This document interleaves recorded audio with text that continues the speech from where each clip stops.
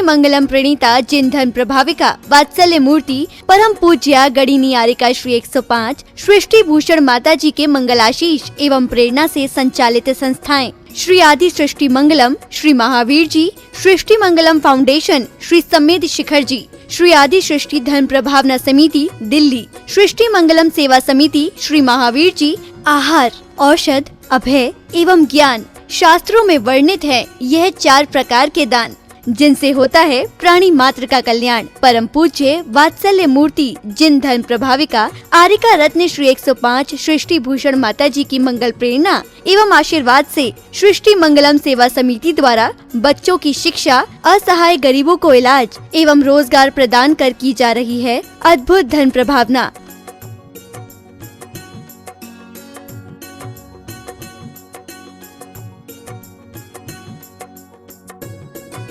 मेरा नाम आशु है। मैं एक टीचर थी। अब उस दौरान मेरा स्कूल बंद हो गया। मेरे को सांस की प्रॉब्लम है, अस्थमा की प्रॉब्लम है। फिर मुझे एक बेटी मिली, उसका नाम अपेक्षा है।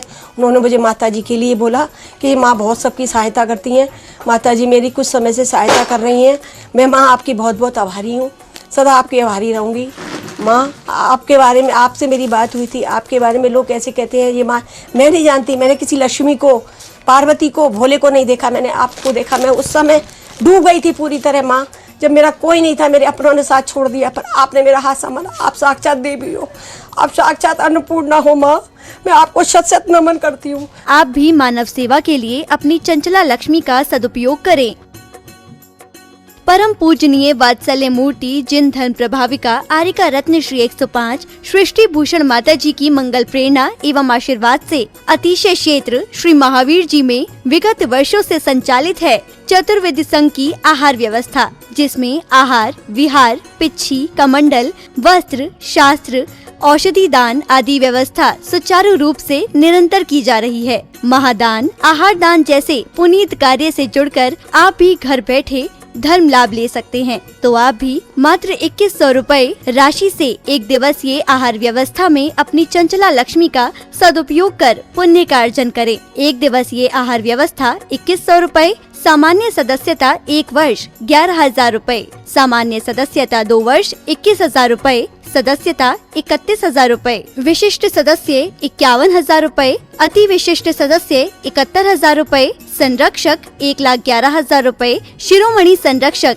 2,51,000 रुपए। माता जी के मंगल आशीर्वाद एवं प्रेरणा से संचालित सृष्टि मंगलम सेवा समिति द्वारा मानव सेवा के कार्य से आज ही जुड़ें और करें महापुण्य का अर्जन। आप अपनी दान राशि निम्नलिखित खाता संख्या में जमा करा सकते हैं। सृष्टि Mangalam Seva Samiti, account number 01190100032 Bank of Baroda, IFSC code BARB 0SHRIMA, branch Shri Mahavir ji Punjab National Bank, account number 021-200-101177-277, IFSC code PUNB 0021200। आपके द्वारा दी गई सहयोग राशि की रिसिप्ट प्रदान करने हेतु संपर्क करें 9376571003 9376571001। सृष्टि मंगलम सेवा समिति से जुड़ने वाले सदस्यों का नाम एवं फोटो जिनवाणी चैनल पर प्रसारित किया जाएगा।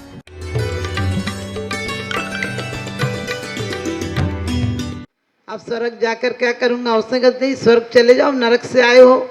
मनुष्य लोग आज के समय में मनुष्य लोग नरक हो गया तो कहने लगे स्वर्ग चले जाओ। तो बोला नहीं, मुझे एक आदत है, मैं जहाँ जाता हूँ वहीं नरक बना लेता हूँ। आप भी देखिए, आप रिश्तों को नारकी बना लेते हो। अरे दोस्तों को एक मौका मत देना कि दुश्मन हो जाए, और दुश्मन को 1000 मौके देना कि दोस्त बन जाए। हम गुमराह को मंजिल का पता देते हैं, हम गुमराह को मंजिल का पता देते हैं, हम रोतों को हंसा देते हैं। हमारी शिद्दत तो कुछ ऐसी है, हम तो दुश्मन को भी दोस्त बना लेते हैं।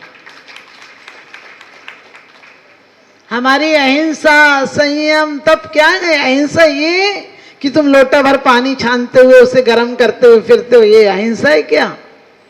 अरे मन को छानो कि तुम्हारे दिल से भी भाव हिंसा भी नहीं हो और द्रव्य हिंसा भी नहीं हो। अंदर में यदि हिंसा नहीं है तो बाहर में तुम्हारी प्रवृत्ति हो ही नहीं सकती है। और यदि भूल चूक में हो जाएगी तो भी तुम्हें पाप बंद नहीं लगेगा। कितने जीव बचाओगे? हम श्वास लेते हैं तो भी जीवों का घात हो रहा है। आप लोग के मंदिर में आके कहते हैं भगवान रोग ठीक कर देना। साइंस के अनुसार सोचो, भगवान रोग ठीक करेंगे क्या? साइंस कहती है, विज्ञान कहता है, रूस का कल्याण डॉक्टर कहता है कि यदि शरीर में एक रोग होता है, यदि जुकाम भी हो जाता है तो तुम्हारे 10,000 से ज्यादा जीवाणु पैदा हो जाते हैं। वो जीवाणुओं को तो पता भी नहीं तुम आदमी हो, उनके लिए तो तुम एक भोजन हो। और क्या परमात्मा इतनी बड़ी गलती करेगा? एक इतने शैतान शख्स को बचाने के लिए इतने लोगों को मार देगा? ध्यान रखना, रूस में, चीन में 6 महीना पहले, बीमारी आने के पहले हमारे शरीर में कुछ कहते हैं निशान लक्षण ऐसे प्रकट हो जाते हैं जिसे एक्यूपंक्चर कहते हैं। शरीर में सिर्फ रक्त नहीं बहता है, वायु नहीं बहती है, हमारे रक्तचाप, आपने देखा होगा श्वास की गति। जब आप क्रोध में होते हैं तो वही सांसें तुम्हें भारीपन देती हैं, टेंशन देती हैं, कमजोर कर देती हैं। और प्रेम में होते हो तो वही तुम्हें शक्ति का वर्धन कर देती हैं, शक्तिशाली बना देती हैं। और जब मायूस हो तो कुछ कमजोरी देते हैं।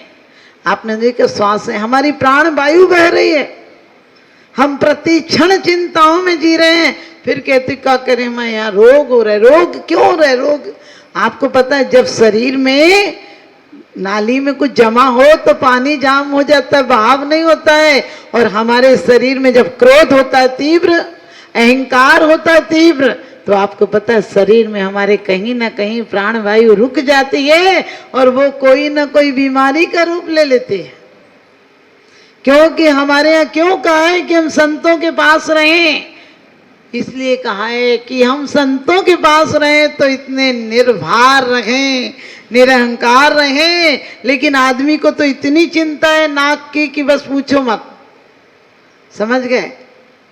आदमी को नाक की इतनी चिंता है, कोई नाक पीछे से ना काट ले, इसलिए आंखों के नीचे नाक है ना। नाक की बड़ी चिंता है। आप लोगों को पता, कहीं भी जाओ आदमी शांति से नहीं बैठ सकता है, नाक की अजीब धाक है। कोई नाक पीछे से ना काट ले, इसलिए आंखों के नीचे नाक है।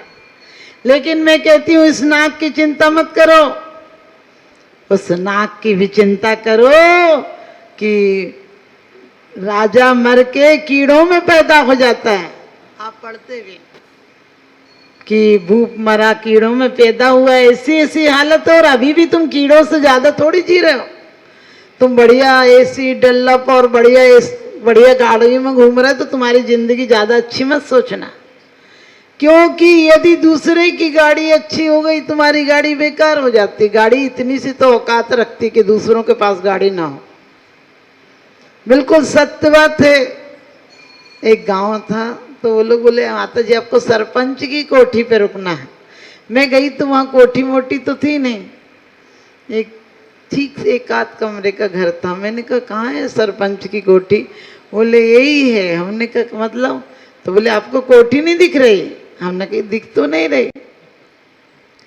तो बाद में पता चला कि पूरे गांव में झोंपड़े हैं, इसलिए वो कोठी है। आपका मजा ही इस बात में है कि आप लोगों से कहाँ खड़े हो और कितने बड़े हो।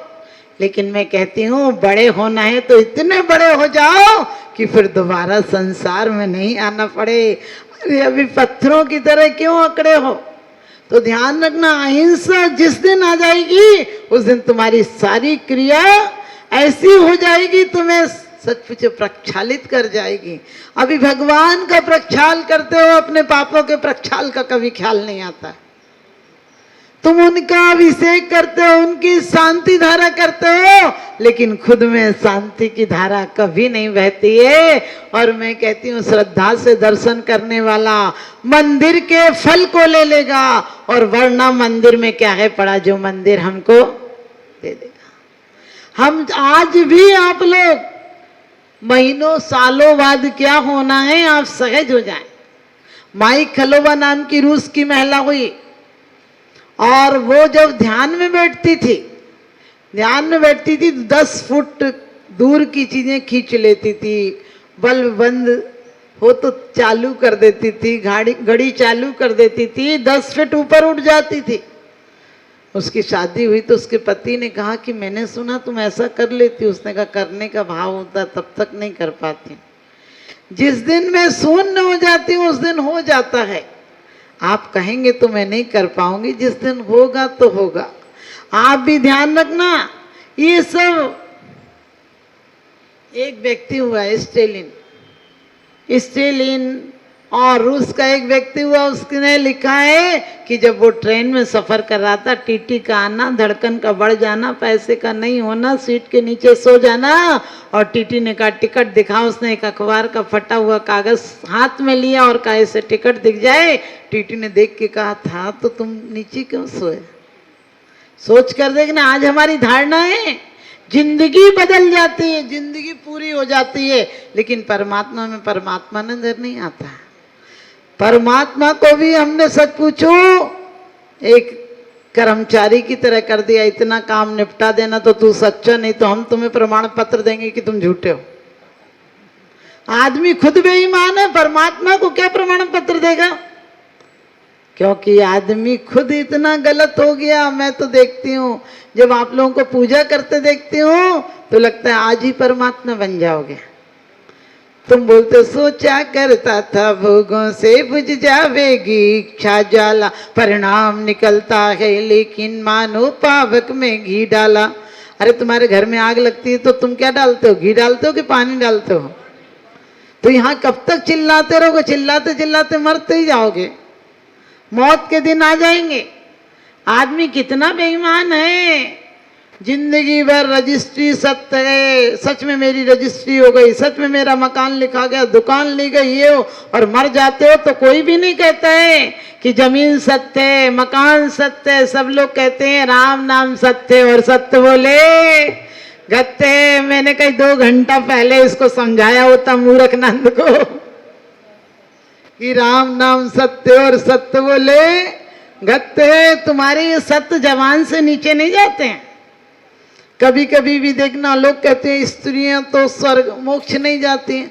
मैंने कहा स्त्री मोक्षधारी को पैदा कर देती है।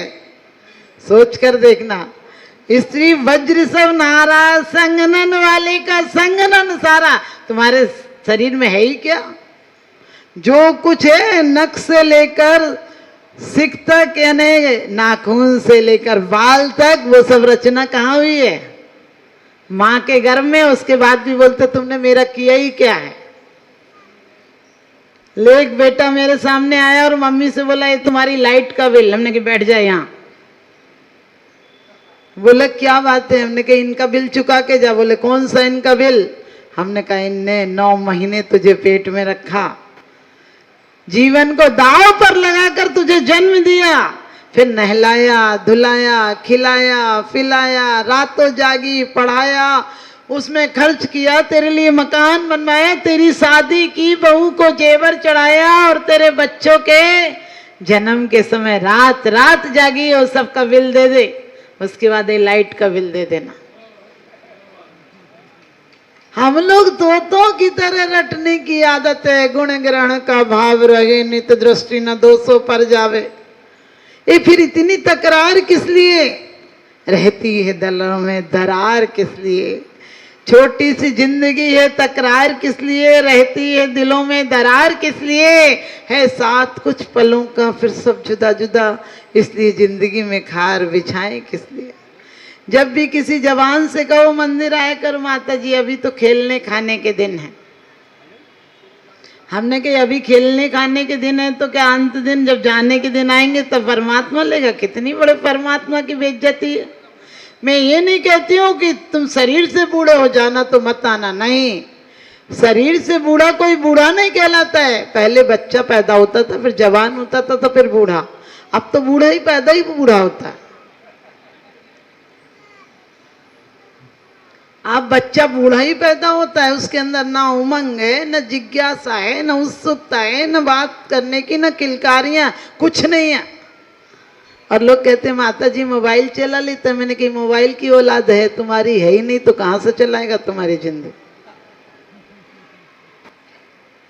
क्यों?